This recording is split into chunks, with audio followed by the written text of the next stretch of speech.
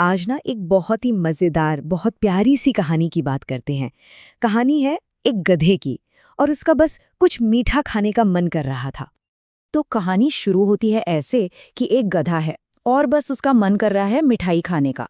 मतलब जोर की तलब लगी है कुछ मीठा खाने की। बस इतनी सी एक छोटी सी ख्वाहिश। पर रुकिए, क्या ये सिर्फ एक कहानी है जानवरों की, या फिर इस सीधी सादी सी कहानी के पीछे कोई बहुत गहरा, मतलब कोई छिपा हुआ राज है? चलिए मिलकर पता लगाते हैं कि आखिर माजरा क्या है। तो ठीक है, सबसे पहले कहानी देख लेते हैं फटाफट।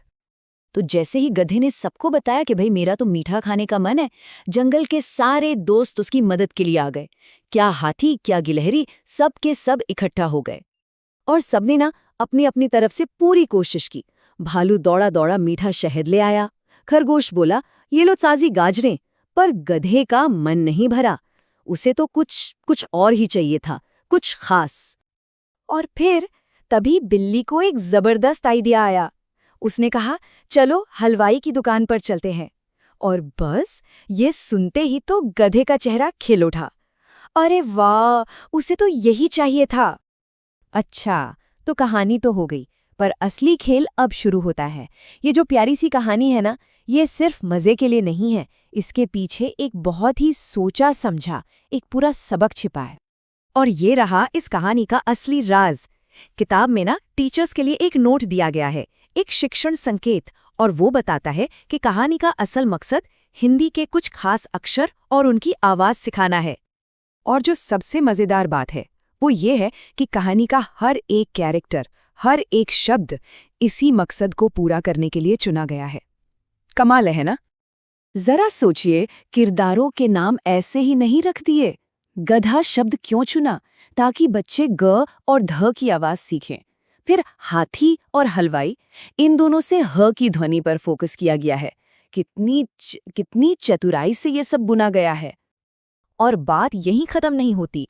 कहानी में जो दूसरे शब्द हैं वो मात्राएं सिखाने के काम आते हैं, जैसे मिठाई, गिलहरी, बिल्ली। इन सब से ई और ई की मात्रा की प्रैक्टिस हो जाती है। पर देखिए, कहानी तो सिर्फ एक शुरुआत है, एक तरह का हुक।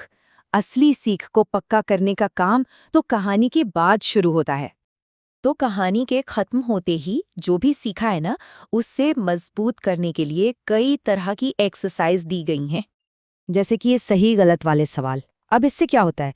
इससे ये पक्का होता है कि कहानी को सिर्फ पढ़ा नहीं गया है बल्कि समझा भी गया है। मतलब रटने वाला सिस्टम नहीं है। और मुझे जो सबसे अच्छा हिस्सा लगा वो ये है, खोजें जाने।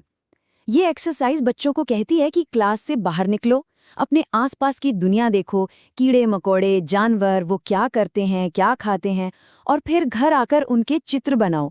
मतलब सीखने को असल जिंदगी से जोड़ दिया।